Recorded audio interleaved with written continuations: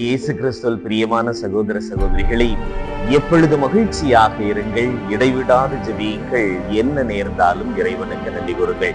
அன்பிற்குரியவர்களே, இன்றைய நாளிலே நாம் ஒவ்வொருவரும் ஆங்கில வருட பிறப்பையும் அன்னை மரியாள் இறைவனுடைய தாய் என்ற ஒரு சிந்தனையையும் அதே போல உலக அமைதி நாளையும் கொண்டாடக்கூடியவர்களாக இருக்கின்றோம். இந்த மூன்றையும் இணைத்து முப்பெரும் விழாவை இன்றைய வருடத்தினுடைய முதல் நாளிலே நாம் ஒவ்வொருவரும் கொண்டாடுகின்றோம். முதலிலே பார்க்கின்ற பொழுது அன்னை மரியாள் இறைவனுடைய தாயாக இருக்கின்றார். ஏன் இந்த முதல் நாளிலே அன்னை மரியாளினுடைய விழாவை நமக்கு கொடுக்கின்றார்கள் என்று பார்க்கின்ற பொழுது, ஒரு தாயினுடைய பாதுகாப்பானது பிள்ளைகளுக்கு மிகவும் முக்கியமான ஒன்றாக இருக்கின்றது. தாயானவள் தன்னுடைய பிள்ளைகளை கரிசனையோடு, வாஞ்சையோடு, அன்போடு நிறைவாக வழிநடத்தக்கூடியவராக இருப்பார். ஆகவே இறைவனின் தாயாகிய அன்னை மரியாளினுடைய அந்த பாதுகாப்பிலே நாம் ஒவ்வொருவரும் இந்த முதல் நாளிலே நம்மையும் நம்முடைய குடும்பங்களையும் ஒப்புக் கொடுக்கின்ற பொழுது, இந்த தாய் நம்முடைய தாயாக இருந்து நிறைவாக நம்மையும் நம்முடைய குடும்பங்களையும் பாதுகாப்பார் என்ற ஒரு சிந்தனையிலே இன்றைய வருடத்தினுடைய முதல் நாளிலே அன்னை மரியாளினுடைய அந்த விழாவை நாம் கொண்டாடக்கூடியவர்களாக இருக்கின்றோம். அன்பிற்குரியவர்களே, தாய் என்று சொன்னாலே அன்பும் தியாகமும் நிறைவாக குடிகொள்ளக்கூடியதாக இருக்கும். இந்த தியாகத்தை நிறைவாக நமக்கு காண்பிக்கக்கூடிய ஒரு தாயாக இருக்கு. தாய்க்கெல்லாம் தாயாக இருப்பது நம்முடைய அன்னை மரியாளாக இருக்கின்றார். இந்த உலகம் மீட்பிற்காக, இந்த மானிட குலம் மீட்பிற்காக தன்னையே முழுவதுமாக கொடுக்குவதற்கு முன் வந்த ஒரு தாயாகத்தான் அன்னை மரியாள் நமக்கு இருக்கின்றார். ஆகவே அந்த தியாகத்தின் அடையாளமாகிய, அந்த தாய்மையின் மேன்மையின் அடையாளமாகிய அன்னை மரியாளை நாம் கொண்டாடுவது சால சிறந்ததாகவே இருக்கும். அன்பிற்குரியவர்களை, இந்த அமேசான் காடானது ஒரு முறை தீப்பற்றி எரியக்கூடியதாக இருந்தது. பெரும் தீயானது அந்த காடு முழுவதுமே ஆட்கொள்ளக்கூடியதாக இருக்கின்றது. நிறைய விலங்கினங்கள், பறவைகள், மரம், செடி கொடிகள் எல்லாவும் எரிந்து நாசமாகின்றன. அந்த தீயானது எரிந்து முடிந்த பின்பு ஒரு சில நபர்கள் அந்த இடத்தை சென்று பார்க்கின்ற பொழுது ஒரு கோழியானது அப்படியே நின்று கொண்டு, எரிந்த விதத்திலே அப்படியே நின்று கொண்டு கட்டையாக எரிந்து, கருங்கட்டையாக கரிந்து இருக்கக்கூடியதாக இருக்கின்றது. உடனே ஒரு குச்சியை எடுத்து அந்த நபர்கள் அந்த கோழியை தட்டிவிடுகின்ற பொழுது அந்த கோழியின் அடியிலே இருந்து 5 குஞ்சு கோழிகள் வெளியே முழுவதுமாக உயிரோடு வரக்கூடியதாக இருக்கின்றது. அந்த ஒரு கோழியானது தன்னுடைய குஞ்சுகளை பாதுகாக்க வேண்டும், இவை வாழ்வு அடைய வேண்டும் என்பதற்காக அந்த கோழியானது தன்னையை முழுவதுமாக மாய்த்துக் கொள்ளக்கூடியதாக இருக்கின்றது. அதே போலத்தான் அன்னை மரியாளும் கூட நம்முடைய மீட்பிற்காக, மானுட குல மீட்பிற்காக தன்னை இறைவனுடைய திருவுளத்திற்கு உகந்து கொடுக்கக்கூடியவராக இருந்தார்.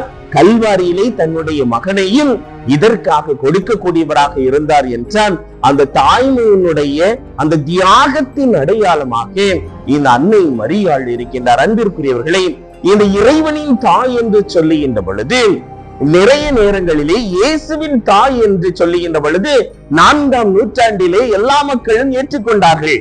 ஆனால் ஒரு சில மக்கள் இறைவனின் தாய் என்று சொல்லுகின்ற பொழுது இது ஏற்றுக்கொள்ள முடியாது என்று அவர்கள் செல்லக்கூடியவர்களாக இருந்தார்கள். ஆனால் இதை சரி செய்து விட வேண்டும் என்பதற்காக கிபி 431ஆம் ஆண்டு எபேசு திருச்சங்கத்தை கூட்டுகின்றார்கள். இந்த எபேசு திருச்சங்கத்திலே ஒன்றாக இணைந்து நிறைய புனிதர்கள், நிறைய மனிதர்கள் இணைந்து ஒரு முடிவை மேற்கொள்ளுகின்றார்கள். அது என்ன என்றால், அன்னை மரியாள் இறைவனுடைய தாயாக இருக்கின்றார். புனித அலெக்சாண்டிரிய நாட்டு சிறிலும் கூட இதில் தன்னுடைய பங்களிப்பை நிறைவாக கொடுக்கக்கூடியவராக இருந்தார். அவர்கள் பயன்படுத்திய வார்த்தை தியோடோகஸ் என்ற அந்த வார்த்தையை பயன்படுத்தி அன்னை மரியாள் இறைவனுடைய தாயாக இருக்கின்றார் என்று சொல்லக்கூடியவர்களாக இருக்கின்றார்கள். அதன் பின்பு 5ஆம் நூற்றாண்டில் இருந்து திருப்பலி புத்தகத்திலும் கூட அன்னை மரியாளினுடைய பெயர் இல்லாமல் திருப்பலியானது ஒப்புக் கொடுக்கவே படவில்லை. இவ்வாறு அன்னை மரியாளினுடைய மகத்துவத்தை, மேன்மையை திரு அவையானது இறைவனின் தாய் என்ற பெயரிலே முழுவதுமாக நமக்கு கொடுக்கக்கூடியதாக இருந்திருக்கின்றது. இதை பின்பற்றுகின்ற பொழுது நாம் ஒவ்வொருவரும் கூட இந்த அன்னையினுடைய அரவணைப்பில் வாழக்கூடியவர்களாக, இந்த அன்னையினுடைய பாதுகாப்பிலே நிறைவாக நம்மையும் நம்முடைய குடும்பங்களையும் ஒப்புக் கொடுக்கக்கூடியவர்களாக இருக்க வேண்டும். அவரும் பாதுகாப்பார் என்ற ஒரு உளப்பாங்கை நிறைவாக நம்முடைய உள்ளத்திலே ஏற்று நிறுத்தலை இன்றைய நாளானது நமக்கு கொடுக்கப்பட்டிருக்கின்றது. அன்பிற்குரியவர்களே, இந்த அன்னை மரியாளை பற்றி பேசுகின்ற பொழுது நம்முடைய தாய்மார்களை எந்த அளவிற்கு நாம் பேணி காக்கின்றோம் என்றும் சிந்தித்து பார்க்க வேண்டும். சில நாட்களுக்கு முன்பாக பாம்பேயிலே நடந்த ஒரு நிகழ்வு. மகனானவர் வெளிநாட்டிலே இருக்கின்றார். இவருடைய தாயோடு எப்போதாவது ஒரு முறைதான் தொலைபேசியிலே உரையாடக்கூடியவராக இருக்கின்றார். 3-4 மாதங்கள் கழித்து அவர் வீட்டிற்கு வந்து பார்க்கின்ற பொழுது அவருடைய தாயானவர் இருந்த சேரிலே அவருடைய எலும்புமானது அங்கே இருக்கக்கூடியதாக இருந்தது என்றால், அன்பிற்குரியவர்களை, நம்முடைய வாழ்விலே நம்முடைய தாய்க்கு நம்மை பாலூட்டி சீராட்டி வளர்த்து பெற்றெடுத்து எத்தனையோ துன்பங்களையும் வேதனைகளையும் நமக்காக தாங்கிக் கொண்ட நம்முடைய தாய்மார்களை எந்த அளவிற்கு நாம் ஒவ்வொருவரும் அன்பு செலுத்தி பராமரிக்கக்கூடியவர்களாக இருக்கின்றோம் என்றும் இன்றைய நாளிலே நாம் ஒவ்வொருவரும் சிந்தித்து பார்க்க கடமைப்பட்டிருக்கக்கூடியவர்களாக இருக்கின்றோம். இன்றைய நாளினுடைய முதல் நாளிலே, வருடத்தின் முதல் நாளிலே 3 விதமான ஆசிரை இறைவன் நமக்கு இந்த எண்ணிக்கை நூலில் இருந்து நமக்கு கொடுக்கக்கூடியவராக இருக்கின்றார். ஆரோனினுடைய குலத்தார் ஒவ்வொருவரும் இந்த ஆசிரை சொல்லித்தான் அவர்கள் மக்களை ஆசீர்வதிக்க வேண்டும் என்று சொல்லப்படுகின்றது. அது நமக்கு எண்ணிக்கை புத்தகம் 6ஆம் அதிகாரம் 24 26 வரை உள்ள இந்த 3 வசனங்களிலும் நிறைவாக நமக்கு கொடுக்கப்படக்கூடியதாக இருக்கின்றது. அதை பற்றி சற்று சிந்தித்து பார்த்தோம் என்றால் மிகவும் மிகவும் இறை ஆசிரை பற்றி நாம் புரிந்து கொள்ளலாம். இந்த முதல் நாளிலே இறை ஆசிர் நமக்கு எவ்வாறு அருளப்படுகின்றது என்பதை தெளிவுபடுத்தும் விதத்திலே இது அமைந்திருக்கின்றது. முதலிலே பார்க்கின்ற பொழுது, ஆண்டவர் உனக்கு ஆசி வழங்கி உன்னை காப்பாராக, ஆண்டவர் உனக்கு ஆசி வழங்கி உன்னை காப்பாராக என்று சொல்லுகின்ற பொழுது கடவுளினுடைய ஆசியும் பாதுகாப்பும் நமக்கு இன்றைய நாளிலே கொடுக்கப்படுகின்றது. அன்பிற்குரியவர்களை, திருப்பாடல் 91 கூட இந்த பாதுகாப்புக்காக மன்றாடுகின்ற அந்த வார்த்தைகள் ஒவ்வொன்றும் நமக்கு இறைவனுடைய பாதுகாப்பை தெளிவாக எடுத்துரைக்க கூடியதாக இருக்கின்றது. வாதை உன் கூடாரத்தை அணுகாது, இறைவனுடைய சிறைகளினுடைய நிழலிலே நாம் ஒவ்வொருவரும் இருக்கின்றோம் என்பதை நமக்கு இன்றைய நாளினுடைய ஆசிரானது நமக்கு கொடுக்கின்றது. ஒரு பாதுகாப்பையும் ஒரு ஆசிரையும் முதல் தளத்திலே இறைவன் நமக்கு கொடுக்கக்கூடியவராக இருக்கின்றார்.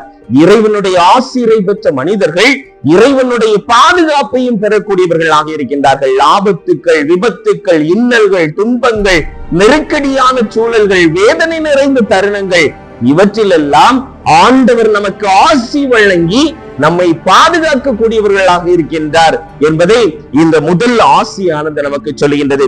இரண்டாவது ஆசியை பார்க்கின்ற பொழுது 25ஆம் வசனத்திலே, ஆண்டவர் தன் திருமுகத்தை உன்மேல் ஒளிரச் செய்து உன்மீது அருள் பொழிவாராக என்று சொல்லுகின்றது. அன்பிற்குரியவர்களே, இறைவன் நமக்கு நிறைவாக அருளை பொழியக்கூடியவராக இருக்கின்றார். அன்னை மரியாள் அருள்மிக பெற்றவராக இருக்கின்றார். அந்த அன்னையினுடைய பிள்ளைகளாகிய நமக்கும் கூட இந்த நாளிலே இறைவன் அருளை பொழியக்கூடியவராக இருக்கின்றார். பவுலடியார் அளவு சொல்லுவார், என் அருள் உனக்கு போதும். இது இறைவன் நமக்கு சொல்லக்கூடிய வார்த்தையாகவே இருக்கின்றது.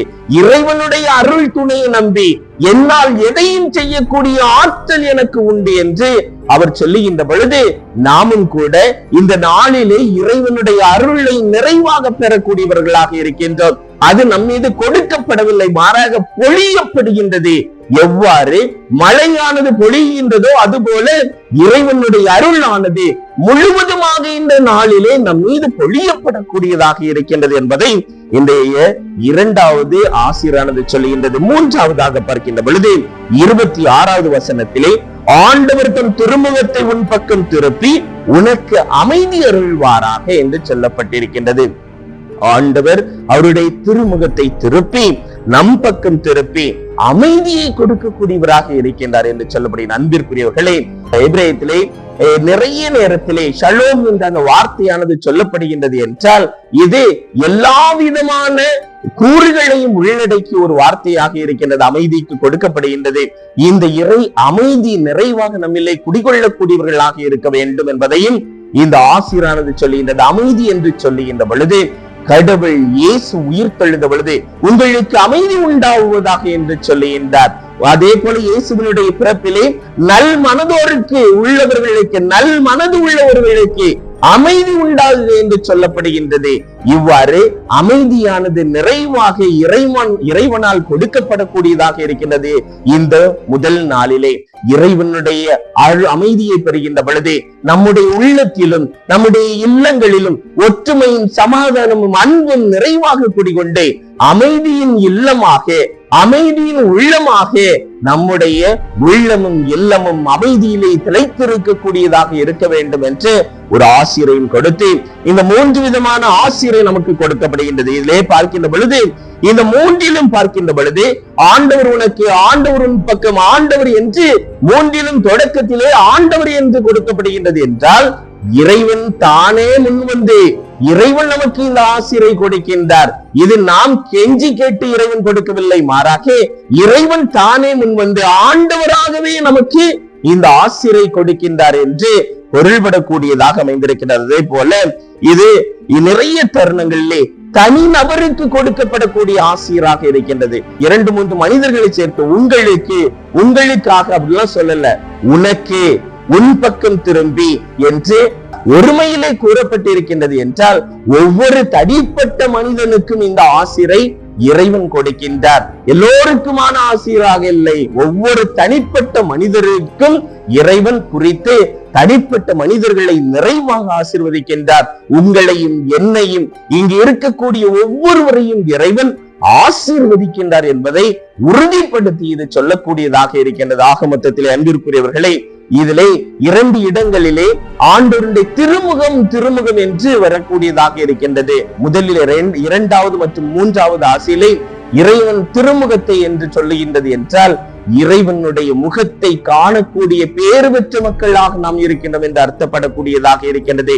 எவ்வாறு ஒரு குழந்தையானது தன்னுடைய தாயினுடைய முகத்தை பார்க்கின்ற போது மகிழ்ச்சியிலே ஆர்ப்பரித்து ஓடி வருகின்றதோ அதுபோல நாம் கூட இன்று இறைவனுடைய திருமுகத்தை பார்த்து அவரை நோக்கி மகிழ்ச்சியோடு இருக்கக்கூடியவர்களாக, நிறை மகிழ்ச்சி என்ற ஆண்டிலே சுவைக்கக்கூடியவர்களாக இருக்க வேண்டும் என்று இந்த ஆசிரானது கொடுக்கப்படுகின்றது. இறைவன் அவருடைய முகத்தையே நமக்கு காண்பித்து நமக்கு நிறை மகிழ்வை கொடுக்கக்கூடிய ஆண்டாக இந்த ஆண்டு அமைய வேண்டும் என்று நான் உங்கள் ஒவ்வொருவரையும் வாழ்த்துகின்றேன்.